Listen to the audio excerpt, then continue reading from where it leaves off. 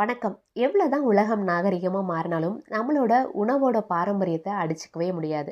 அந்த வகையில பெண் பிள்ளைகள் பெரிய பிள்ளைங்க ஆனதுக்கப்புறம், கண்டிப்பா தொடர்ந்து 3 மாசம் இந்த பொடிய குடுங்க. 40, 45 வயசுல வரக்கூடிய மெனோபாஸ் ஸ்டேஜ் வரைக்கும் அது அவங்களுக்கு ஹெல்ப்ஃபுல்லா இருக்கும்.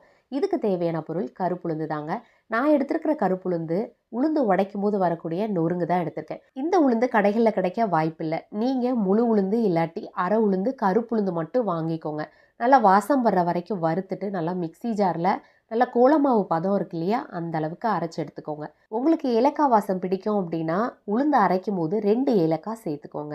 4 ஸ்பூன் கருப்புளுந்து பொடியில ஒரிஜினல் கருப்பட்டிய சேர்த்து, நம்ம வீட்ல ரெடி பண்ண பசுமாட்டு நெய்ய உருக்கி சேர்த்து மிக்ஸ் பண்ணி குடுங்க.